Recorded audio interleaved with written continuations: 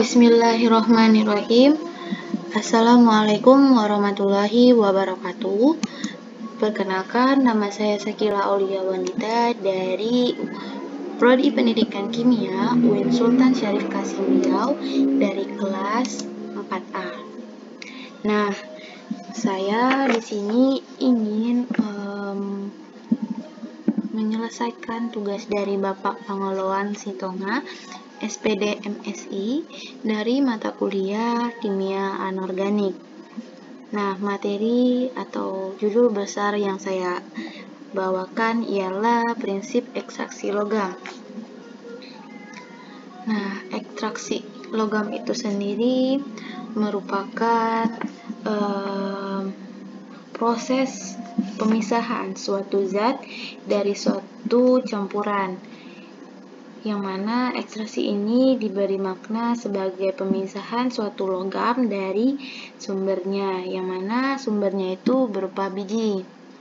Nah, materi-materi yang akan saya jelaskan atau poin-poin yang akan saya jelaskan, yang pertama ialah pengertian logam, pengertian ekstraksi, sifat-sifat dan karakteristik logam, sebaran logam di bumi, horizontal maupun vertikal, sebaran logam di Indonesia, proses prinsip ekstraksi, dan lain-lainnya, cara pemilahan proses ekstraksi dari biji, dan yang terakhir yaitu bagaimana termodinamika dari proses redoks logam itu.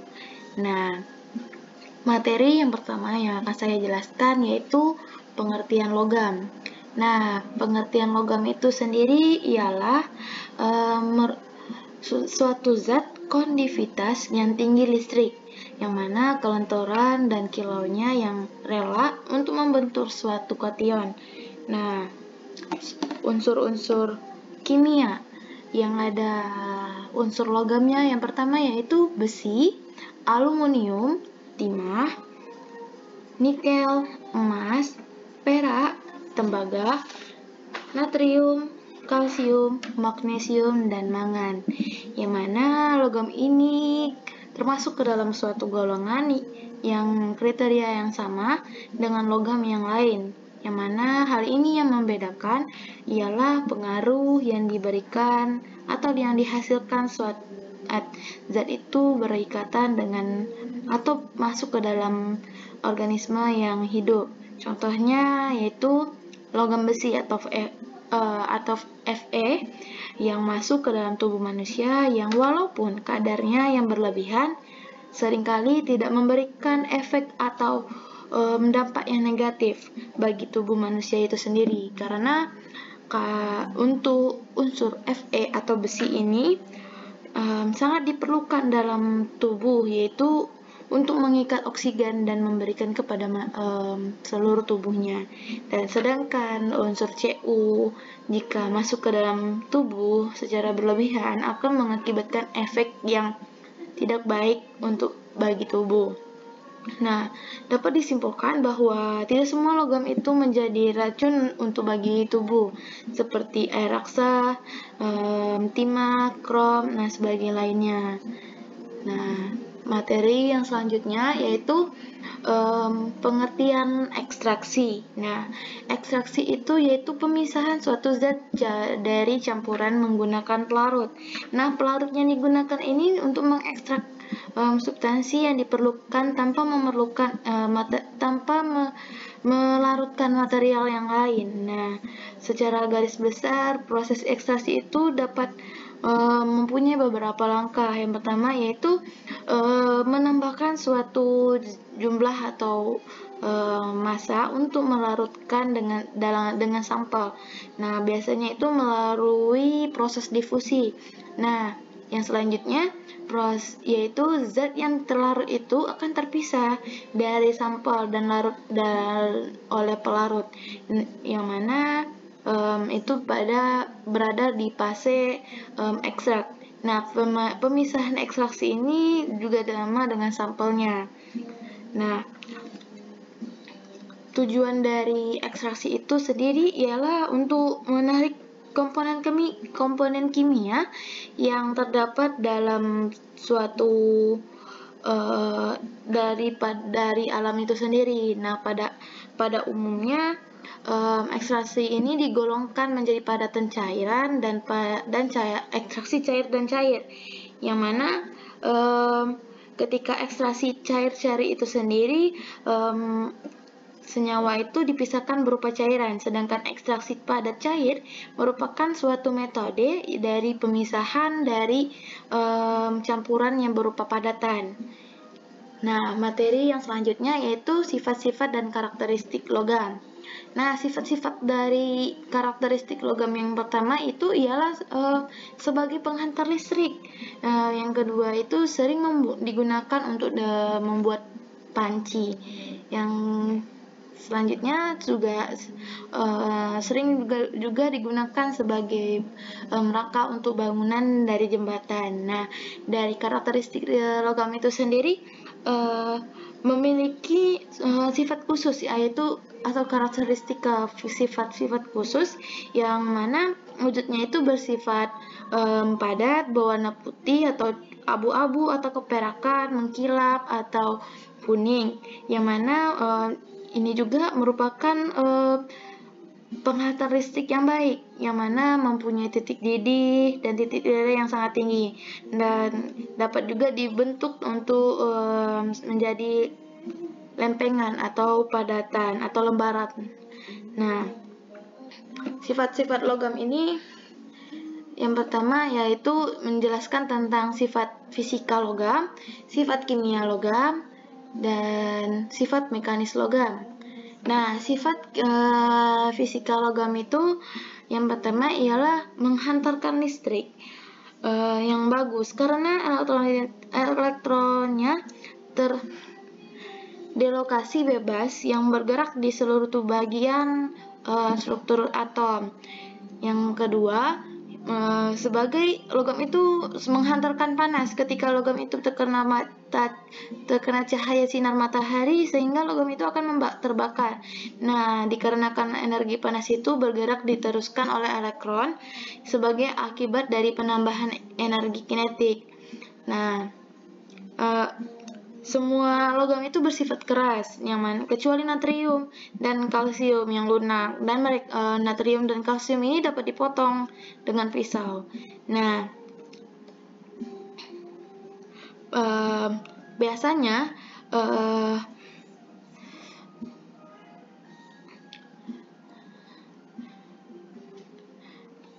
kepadatan itu yang tinggi. Nah, selanjutnya yaitu menimbulkan suara yang nyaring. Nah, apabila terkena cahaya, maka dia akan mengeluarkan frekuensi yang sama sehingga logam ini berwarna mengkilat. Nah, yang satu memantulkan cahaya. Nah, ada juga namanya duktivitas. Duktivitas itu yaitu kemampuan sebuah logam yang diubah menjadi kawat dengan sifat yang mudah tarik-menarik, ditarik dan melenggang. Nah, yang selanjutnya itu malleabilitas, yaitu suatu kemampuan sebuah logam yang diubah menjadi lembaran, yang mana ini sering digunakan untuk sepatu kuda. Nah, sifat kimia logam itu sendiri yaitu mempunyai energi ionisasi yang rendah, karena hal itu di logam itu cenderung melepaskan elektronnya dengan sangat mudah. Nah, logam itu cenderung melepaskan daripada menangkap elektron yang untuk membentuk kation. Oleh karena itu, linggan berikatan dengan lainnya untuk mencapai stabil. Nah, sifat kimia ini sering bereaksi dengan oksida dengan asam dan membentuk garam dan air, dan memiliki 1-3 elektron kulit yang terluar dan memiliki titik didih dan titik leleh yang tinggi. Nah, ini yang disebut dengan memiliki elektron valensi yang terluar gitu. Nah, sifat mekanis logam. Nah, sifat mekanis logam itu yang pertama yaitu keuletan. Nah, keuletan itu kemampuan baja untuk berdemokrasi sebelum baja itu terputus. Nah, yang kedua, kekuatan. Kekuatan itu sifat yang paling penting pada baja, yaitu kuat tarik-menarik. Pada saat baja diberi beban, maka menimbulkan strain atau sebesar terjadinya deformasi setiap satuan panjang akibat renggangan. Nah, yang ketiga yaitu ketangguhan, merupakan hubungan antara jumlah energi yang dulu serap oleh baja, maka baja itu semakin kecil ketangguhannya dan makin rapuh. Nah, yang terakhir yaitu kekerasan. Nah, kekerasan itu merupakan ketahanan baja terhadap gaya yang menembus baja. Nah, adanya penemuan terbaru yaitu komposit, yang mana komposit itu sendiri ialah kombinasi dua lebih bahan-bahan yang mempunyai sifat yang berbeda dan yang ia menghasilkan bahan yang memiliki sifat yang lebih baik daripada sifat bahan induknya. Terkadang komposit itu sendiri biasanya kombinasi dari logam mekanik, keramik, dan plastik. Nah, materi yang keempat yang saya akan jelaskan yaitu sebaran logam di bumi baik vertikal maupun horizontal. Nah, sebaran logam di bumi itu hasil pengukuran geofisika menyatakan bahwa kerapatan bumi makin tinggi dari permukaan hingga bagian dalamnya. Nah, dapat disimpulkan melalui data pelajaran gelombang seismik, yaitu pertama inti di dalamnya dan inti luarnya itu sangat jauh. Nah, ada yang di kerak, ada yang di mantel, dan adalah lautan sebagian besar terdiri dari H2O dan kerapatannya. Nah, sebarannya juga ada di bagian atmosfer.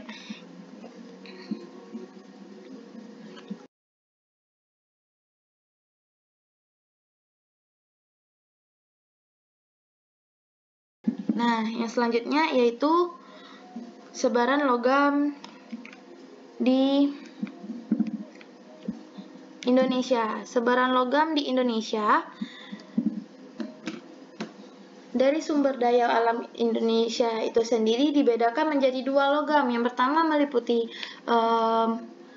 nikel, seng, besi, emas, tembaga, perak, dan tembaga lainnya. Sedangkan non-logamnya itu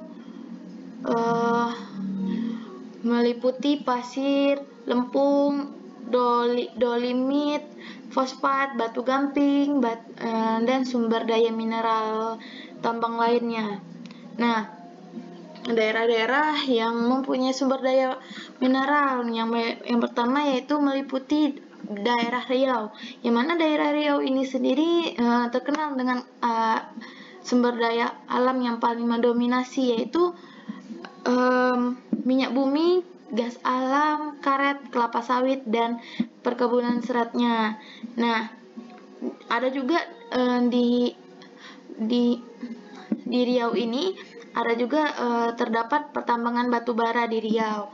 Nah, sedangkan daerah yang lain yaitu Kalimantan Tengah ini sendiri juga terdapat mineral alamnya yang itu berupa emas, zirkon, besi, tambang, batu bara, dan lain-lainnya. Nah, sedangkan pada daerah Jawa Barat itu terkenal akan emas, perak, seng, timbal, tembaga, mangan, dan pasir besi serta pasir besi bertitan. Nah, sedangkan yang pada Pulau Sumatera, pada Pulau Sumatera ini terdapat banyaknya sumber mineral baik non logam maupun logam. Nah, dari dapat mineralnya itu yang pertama yaitu emas, biji besi, pasir, tembaga, mangan, timbal atau timah hitam, dan air raksa. Nah, yang selanjutnya itu Papua. Nah, Papua ini paling banyak, yaitu paling banyak sumber daya mineral logamnya seperti tembaga, emas, dan perak. Nah, berikut penjelasan dari materi yang selanjutnya, yaitu prinsip ekstraksi. Prinsip ekstraksi ini terbagi menjadi 5 kelompok, yaitu proses prinsip ekstraksi logam secara mekanik, penguraian termal, reaksi pendesakan, reaksi kimia pada suhu tinggi, dan reduksi elektronik. Nah, prinsip ekstraksi itu sendiri, yaitu prinsip ekstraksi logam secara mekanik sendiri ialah proses dari pemisahan itu menggunakan mekanik-mekanik yang telah ditentukan untuk mengekstrak bahan-bahan logam itu sendiri. Nah, metode dari ekstraksi itu dibedakan menjadi beberapa dan berdasarkan atau tindakannya proses pemanasan, yang mana proses ini sangat efektivitas terhadap ekstraksi juga bergantung pada senyawa target yang diharapkan. Berikut jenis-jenis bahan yang akan digunakan pada yang akan dilakukan. Nah, prinsip ekstraksi logam ini ada yang pertama, yaitu ekstraksi secara panas. Adanya panas akan mempercepat penyaringan dibandingkan dengan cara dingin. Ada juga dengan proses langkah-langkahnya, yaitu reflux, shock lag, infusan. Nah, yang kedua yaitu ekstraksi dengan cara dingin. Nah, tujuan dari dilakukannya dengan cara dingin ini agar supaya senyawa yang diekstrak itu tidak rusak karena panasnya. Nah, prosesnya itu ada yang pertama, yaitu maserasi, perkolasi, dan perkolasi. Nah, yang selanjutnya itu penguraian termal. Nah, penguraian termal itu adalah dekomposisi atau termolisi, ialah suatu dekomposisi kimiawi yang disebabkan oleh panas. Nah, beberapa oksidasi, khususnya logam, elektrofil positifnya lemah terurai ketika dipanaskan pada suhu yang cukup tinggi. Nah, yaitu materi yang selanjutnya itu reaksi pendesakan. Nah, bila suatu atom unsur A misalnya relatif lebih reaktif ketimbang atom unsur B, maka dapat diramalkan bahwa kedudukan atom B dalam senyawa B, C dapat didesak dan digantikan oleh unsur atom A.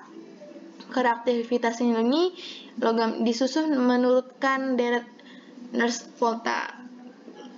Berdasarkan harga potensial reduksi dapat disusun dalam deret volta. Yang pertama, Li, K, Ba, Ca, Na, Mg, Mn, Zn, Cr, Fe, Cd, Co, Ni, Sn, Pbh, Sb, Bi, Cu, Hg, Ag, Pt, dan Au.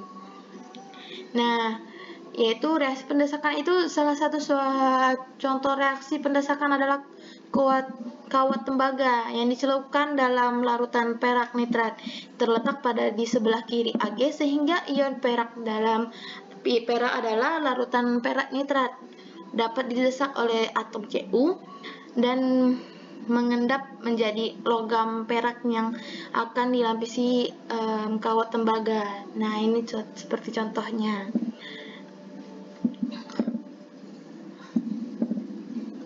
Reaksi kimia pada suhu tinggi.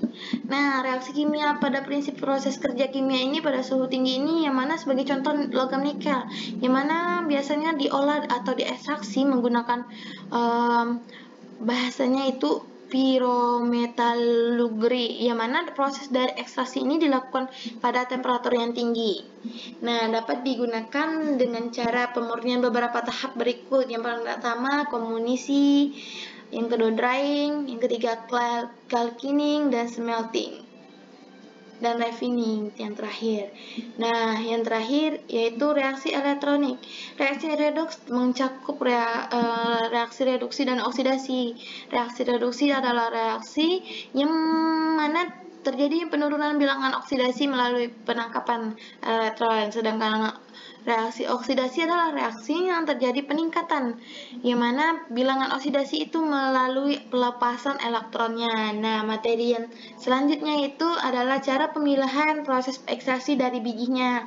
Nah, ini yaitu Proses ekstraksi. Nah, bijinya itu adalah suatu logam alami yang dapat diekstraksi. Contohnya adalah aluminium yang merupakan logam utama penyusun kerak bumi. Aluminium itu terkandung dalam biji yang bernama bauksit, yang mana kadarnya itu 50-70%, yang mana nama lainnya yaitu boksilit atau aluminium oksida. Nah, yang gambar sebelah ini adalah proses flotasi buih. Nah, pemengkatan biji dilakukan untuk menyingkirkan pengotor yang tidak diinginkan sebelum biji itu menjadi logam. Ini adalah langkah-langkah yang akan digunakan untuk mengekstrak logam dari bijinya. Beberapa biji tembaga dapat digunakan menjadi larutan tembaga 2 sulfat dengan mencampurkan biji lembut dengan asam sulfat encer dalam waktu yang lama. Tembaga kemudian akan diekstraksi dari larutan tembaga 2 sulfat. Nah, pemekatan biji dapat dilakukan dengan proses fisika dengan cara flotasi, yaitu cara flotasi itu yang ini, proses flotasi buih. Nah, cara kerja flotasi buih ini ialah dihancurkan kemudian diberlakukan dengan suatu zat yang mengikat partikel logam dan membuat bersifat hemofobik atau takut air. Nah, karena yang bersifat menjauhi air, partikel logam itu terbawa oleh gelembung udara yang melayang ke atas wadah dan mengalir ke sisi wadah, sedangkan pengotor itu tetap ada pada dasar wadahnya. Nah, materi yang selanjutnya atau materi yang terakhir yang saya jelaskan yaitu materi termodinamika dari proses reduksi senyawa oksidasi logam. Nah, bagaimana cara termodinamika dari proses reduksi senyawa oksidasi logam? Nah, seketika suatu unsur bereaksi dengan unsur lain membentuk suatu senyawa, energi panas yang digunakan pada reaksi tersebut sebagai energi panas yang membentuk entalpi pembentukan yang diberi lambang delta HF.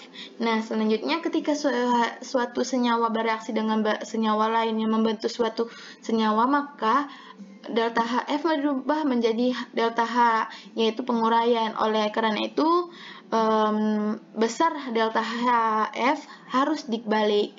Nah, apabila delta H ini reaksi bernilai positif, maka reaksi merupakan reaksi endotermik, menyerap panas, dan apabila delta H ini bersifat bernilai negatif, maka reaksi itu merupakan reaksi ekstodermik. Nah, sekian penjelasan dari materi prinsip ekstraksi logam. Apabila ada kesalahan mohon dimaafkan. Wabillahi taufik wal hidayah. Wassalamualaikum warahmatullahi wabarakatuh.